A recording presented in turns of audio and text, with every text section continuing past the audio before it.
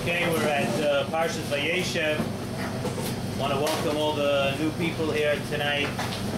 Besides that, tonight we're actually broadcasting live to the road. Some people headed away for Shabbos. A live feed on the audio feed on the telephone. We have a live video feed here, so getting a little more popular, right? Okay. Again, Parshas Vayeshev invariably is either the Shabbos before Chanukah. Chanukah comes out during this week, or it could come out. It does come out every once in a while to come out to be Shabbos Chanukah also, as it did, I believe, last year. And the last couple of years, we have had a couple of Shabbos Chanukahs with Parshas Vayeshev. It's interesting to note that these days, if we don't actually try to focus ourselves into what Chanukah is, it's very easy to forget what Chanukah is all about. The amount, it's not to knock anybody or anything, of course, but the amount of commercial material that we're inundated with the weeks before Chanukah, you would think that Chanukah, the ikr, the real part of Chanukah, is a 10% discount and a 25% discount and a yearly sale, or donuts, or latkes, or even, there's a lot of specials, and, forget all your troubles. Go to a 25% sale or something, But we all know that Chanukah, there's a lot more to Chanukah, and there really is a lot to be gained from Chanukah. And what we really have to do is sometimes to block out all the interference and to focus in on what we have to keep our mind on. It's 8 days. It's not a one-day yontif, it's 8 days. And in those 8 days, we intend and we try to grow a little more every day. And by the time Chanukah is over, hopefully we're not the same people we were when we came into Chanukah. Let me read you a very interesting Rambam. The Rambam says in Hilchos Chanukah, Perek Dalet, the following: Mitzvahs Chanukah, mitzvah chaviva ad ma'oi. The mitzvah of Chanukah is a very, very chaviv dika mitzvah. Chaviva ad ma'oi. And the Rambam continues in the same halach and says that even if you have a person who is actually living off tzedakah, he should sell his belongings to buy oil or neiros for Chanukah, and he should like the neiros Chanukah. That's the Rambam in Perek Dalet, Hilchos Chanukah. So let's right away ask a question on that. Firstly, the Rambam writes a very special lashon here by this mitzvah of Chanukah, of a mitzvah chaviva, a beloved mitzvah. It's not something we see written very often. It's a very special lashon that the Rambam writes here. Not only does the Rambam write that it's a mitzvah chaviva, the Rambam writes ad ma'oi. It's not just a beloved mitzvah, it's an extremely beloved mitzvah, ad ma'oi. So what is the Rambam writing that lashon for? And if you take a look where this is written in the Rambam writes this mitzvah chaviva ad ma'oi right in the place of the halacha where it's teaching us the halachas of how to light. If you're familiar with the way the Rambam writes things, this is right in the middle of the halacha of how to light, what the mitzvah of Chanukah is, and he writes a mitzvah chaviva ad ma'oi. Very interesting way of writing this. And another question we could ask is, let's go one step further. Shouldn't all the mitzvahs be mitzvahs chavivos? HaKadosh Baruch Hu gave us all the mitzvahs with an ava and chavivos and with a love. So why is this mitzvah stand out as a mitzvah chaviva ad ma'oi? So let me tell you over. Of course, I have a special Nesiva Shalom here on Chanukah. The Nesiva Shalom brings down a sefer Ma'or Einayim. And the Sefer Ma'or Einayim says as following. The Sefer is written by Rav Nachum Chernobyl. That the inyan of Ner Chanukah is a mitzvah that's unusual in a certain way. There's a klal that normally the Shechina does not go l'mata me'asara.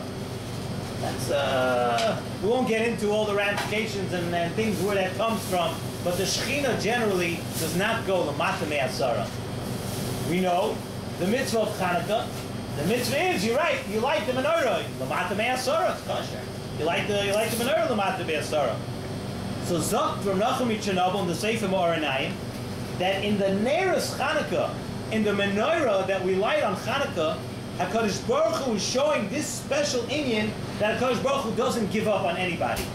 Even though in other times, in other places, the Shekhinah does not go Lamata Me'asara, and we never find the Shekhinah Lamata Me'asara. But on Chanukah, HaKadosh Baruch Hu is showing that even if you're that low, even if during the rest of the year and the rest of your life you've done things that actually, unfortunately, make you a person that would, in quote, be Lamata Me'asara, but on Chanukah, the Shekhinah goes there. On Chanukah, the mitzvah is to start Lamata Me'asara, and we try to work ourselves. We're going to work on ourselves in Ruchnius and try to work ourselves up. But Chanukah is very, very special that it can light the way even for those that are holding Lamata Me'asara. And with this we can understand a Gemara. The Gemara says in Masechet Shabbos, Daf Chaf Aleph Amud Beis, that kasilos ushemanim, wicks and oil, that the Chachamim said you cannot light for Shabbos, you are allowed to use them for Chanukah, even if it's Shabbos.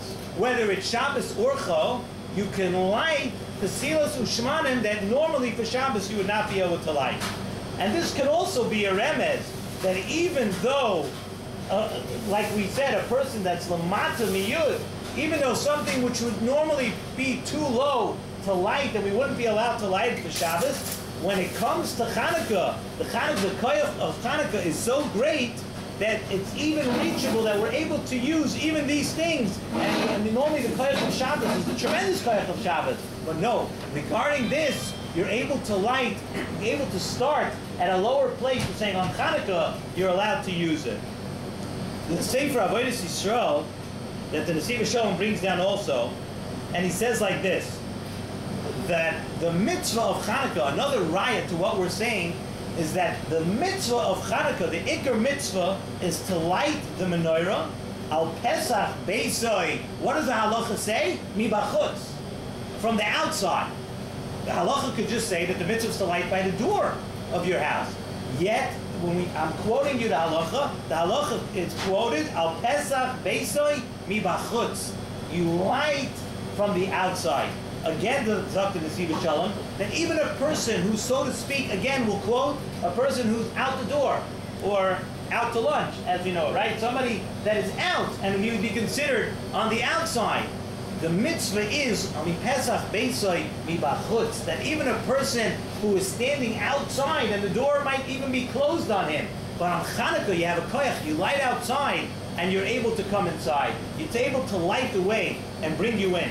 And that's why Dr. Nesiv Shalom, the Rambam says that the mitzvah of Chanukah is a mitzvah chaviva hi ad ma'oi.